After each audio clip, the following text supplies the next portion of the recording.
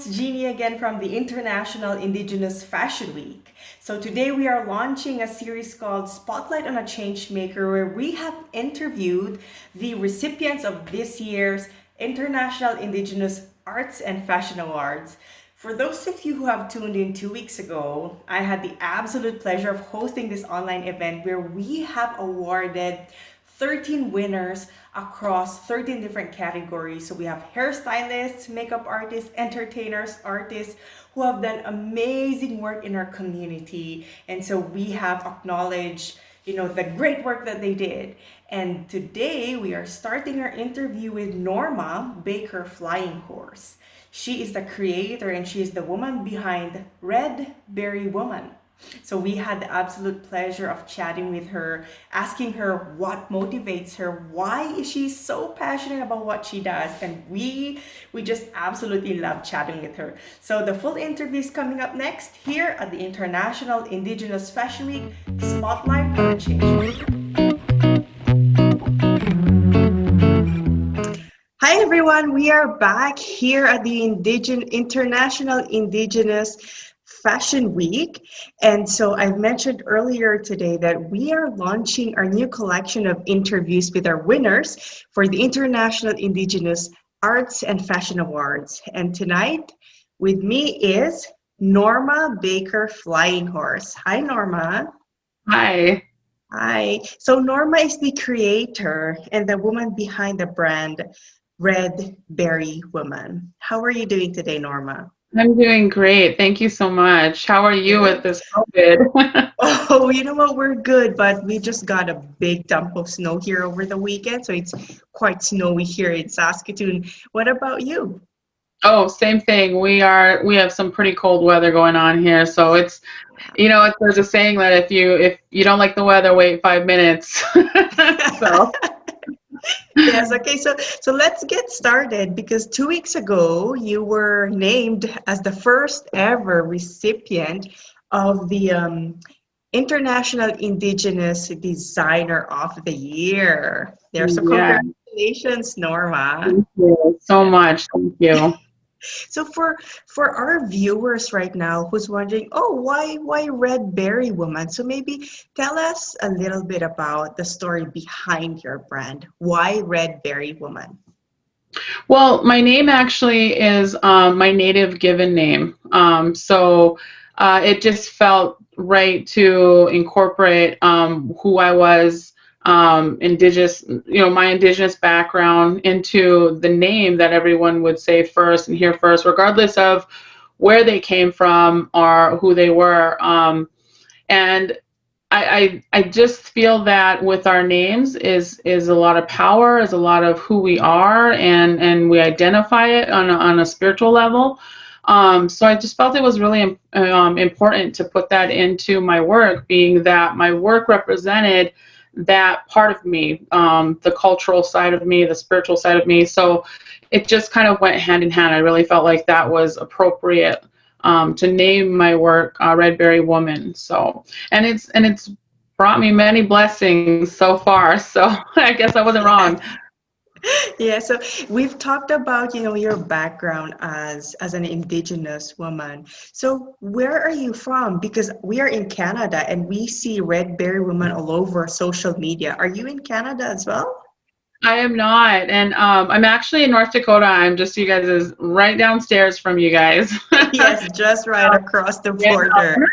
far from the border, and Canada actually is where I spent a lot of summers growing up. I powwowed with my family, I danced and traveled, and I have numerous friends and family, adopted family up in Canada. So it's not a territory I'm very familiar with, and of course I love visiting every chance I get.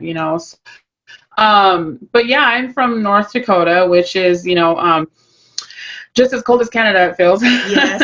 I'm from the Fort Berthold Indian Reservation, and my reservation is actually made up of 3 different tribes: the Mandan, Hidatsa, and the Arikara. I belong to the Hidatsa tribe of those 3 tribes. But I also belong to the Dakota Sioux and the Assiniboine tribes. So you'll see a lot of that, my background, my tribal background, incorporated into my design work. So so I try to identify what, here, the people that I live among, the Hidatsas. I try to incorporate as much as I can our cultural background into my work. So because I just really feel it's important to showcase where you come from. That was the purpose of our designs, was to be able to see someone's design work and kind of have a general idea, or even know what tribe they belong to. Yeah. So when I tell people I'm from the 3 affiliated tribes, I try to tell people that's 3 different tribes that are all governed under one government. So, and I currently work for that government. So I'm a full-time government staffer for my tribe. Oh, so, wow. Yeah, so a lot, really busy. Yes. I had meant to leave quite a while ago, but I love it. I love being, among my people. I love, watching decisions being made for us, and it's something else to see the government in action, any tribal government in action. So yeah, so that's me. That's where I'm at. I'm in North Dakota, and I'm, doing my thing as a government staffer, and somehow being a designer. It just, Yes. I have a lot of followers from Canada, and I have always been so appreciative of the support and love I get from everybody up that way. And you guys have such beautiful people up in that area. Thank you. Yeah, so you're quite busy. You work as a government staffer. You're also a mom, just like me. Yes. And you design as well. So with all of the busyness, in your life, I guess, what motivates you? How do you get up and say, like, oh, I have to go to work, but at the end of the day, I still need to do my collection? What keeps you going, Norma? I was really fortunate to be raised by a person, my mother, who was herself really involved culturally and spiritually, and she tried to incorporate a lot of that spirituality into us, and trying to be connected, and to learn about other cultures, learn about other things in the world, and take all of that and try to be as holistic as you can be. Yes. So I was really fortunate in that. And because of that, my work really comes from that space with me. It's therapeutic. It's something that I grew up making my own dance outfits and beadwork and sewing, thanks to my mother and my grandmother. So of course, naturally, to incorporate these things, it wasn't really hard. So and I love fashion. I mean, I was the girl that bought, toy high heels at Kmart, and I filled my purses with rocks because there was nothing else to put in there. I love fashion. Growing up, I've always loved it. But, I never really thought of myself as a fashion designer or somebody who would be in the fashion world. So, because I had always worked for my people, whether it be in the judicial system or the government. And then on the side, I was doing these little fashion things. Yeah. And it just took off without me, and I had to catch up to it. So, the motivation that I draw in the beginning was, like I said, the cultural side that kind of kept me grounded. Yeah.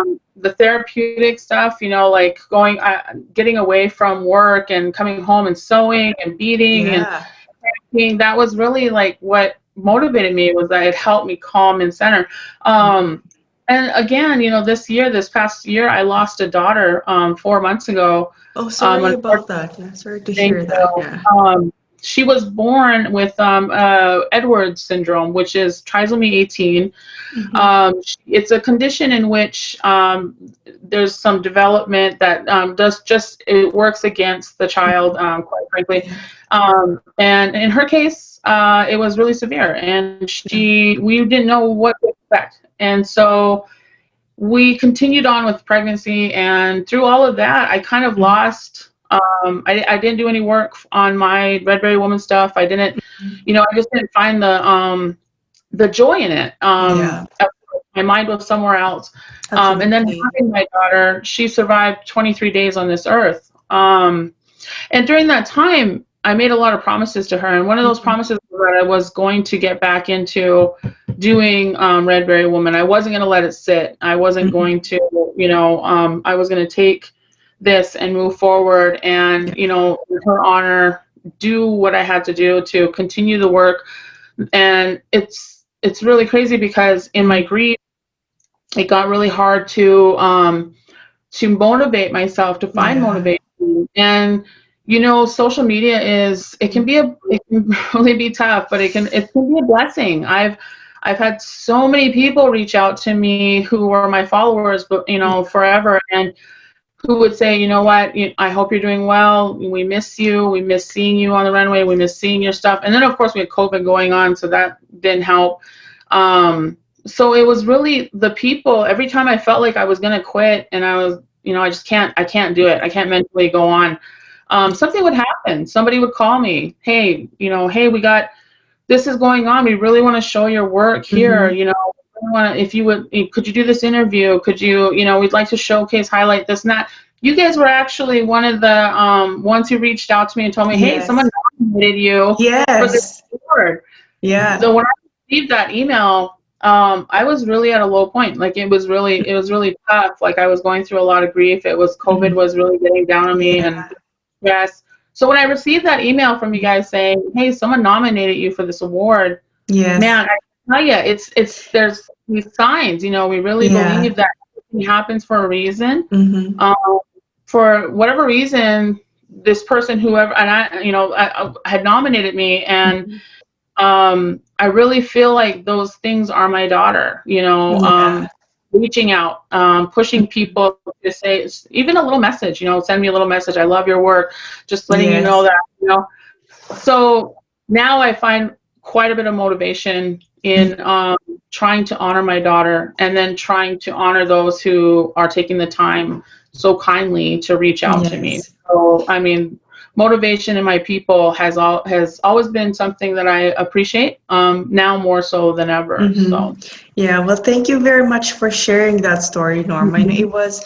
we're really sorry to hear about what happened Thank to your you. daughter. But you know what? Just like you, there's a lot of women out there who's struggling, right? Just going through a Oh, lot yeah. of grief. But I think the Mhm. moral of the story here is that we should never quit, right? There's Right, always a right. reason for us to keep Mhm. on going and just, stay Right.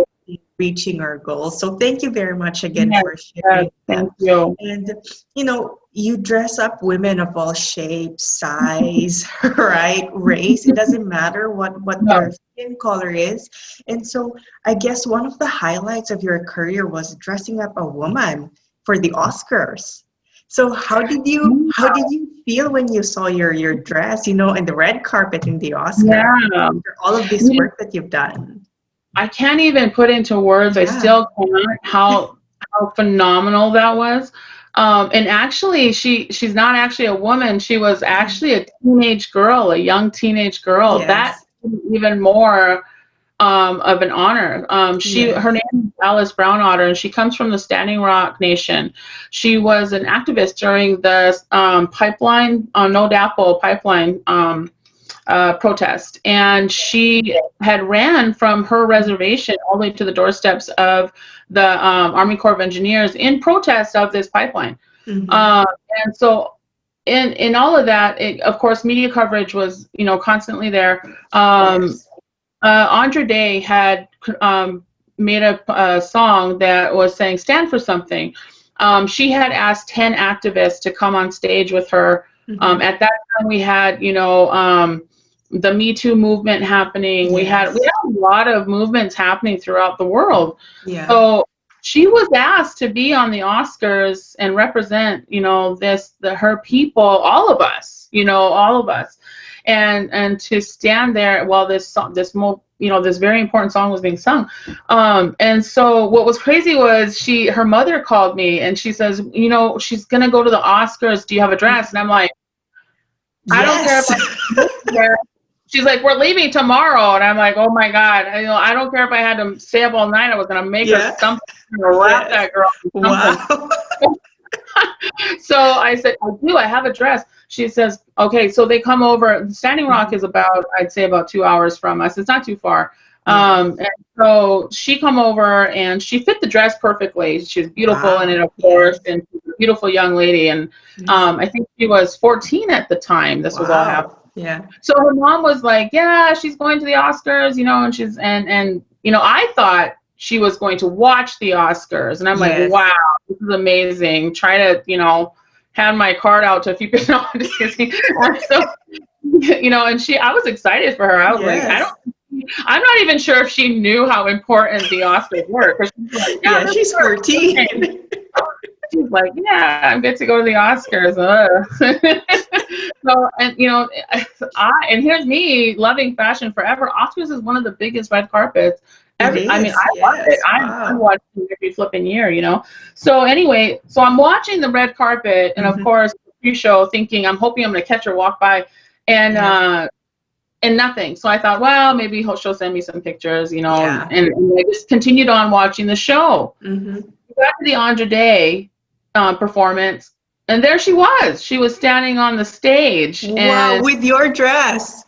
I couldn't even move. I just couldn't move. I wasn't expecting that. And then when I could move, I started screaming. Like I just, it was phenomenal. It's one thing to have an outfit go to an event. It's another thing to actually have them on the event, and it just and on stage, right? Yeah. And it just really, like, after that was it. Red Beret Woman was on its way. You know, the gowns were requested, and I've been trying to keep it since. So I really give a lot of credit to that young lady, Alice. You know, Brownotter. She's fantastic, and I'm so proud of her. You know, she's going to be graduating soon, and I feel so bad that COVID's taken so much from so many people, but she's, you know, such a graceful young lady. And so I thank her every day, and that's just it. I mean, as Native people, you know, we help one another. You know, we think of one another, and we're like, hey, I have this perfect person that can do this for you. You know what I mean?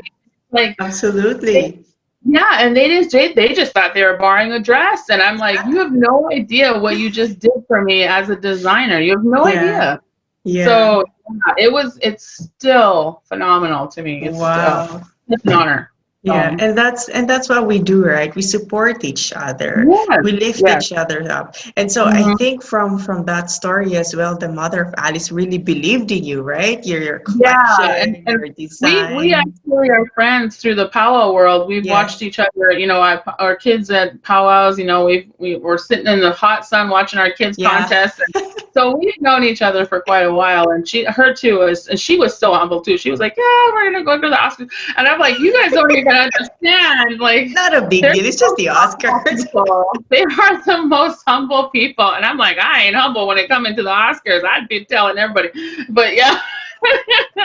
So yeah, they're fantastic. They're both wonderful women. So wow, amazing. Well, you know what? That's one of the reasons why you were the recipient of this year's awards, because your creativity, right?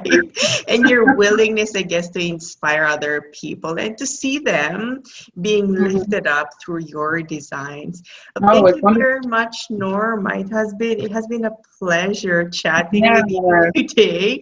Thank you very much for your time, you know, through this week. I know everyone here is struggling, but we wish you all the best. Congratulations again. Thank you very much for your time. So thank you. For those of our viewers who wanted to see your collection or to buy a piece, you know, to order a gown, how are they able to be in contact with you?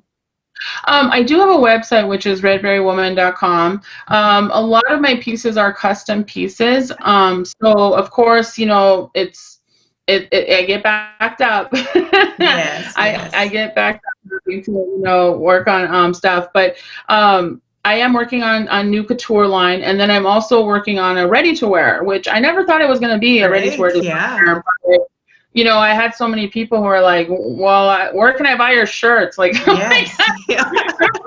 shirts, but okay, let's try it. So so we're delving into that next. So why not? You know, absolutely. And COVID too, right? People don't really want to go to shops; they want to buy online. Yeah, exactly. Yep. Are you on Facebook as well? Yeah, I'm on Facebook. I'm on. I have my Red Beret Woman pages there. You can follow me there, and then also Instagram. So, and if you want to see all my political views, you can go to my personal page because I'm a little vocal when it comes to the presidential doing. So. Absolutely, yeah, because you just finished your election over there in the US. Yes, Yes. yes. Oh, Lord. But I know you should keep politics out of your business. But I'm really one of those people who's like, my business is who I am. Yeah. I'm an Indigenous woman. I'm Native American, and I truly, I truly am so happy that Biden took office, and I really don't care who has a problem with me saying that. So. I know we have our own opinions, right? And that's Right. that's what makes it great because you're just honest about how you feel, and it Yeah. shows through your Right. creativity and Right. your design. Yeah. So thank you Thank very much you. again, Norma, Yeah, and thank you. congratulations And once thank you again. to all So of you. yeah. To all of our viewers, there you have it. This year's winner of the International Indigenous Designer of the Year, Norma Baker-Flying Horse. Thank you very much, Norma. Have a good Thank day you. over there. Bye-bye. Bye.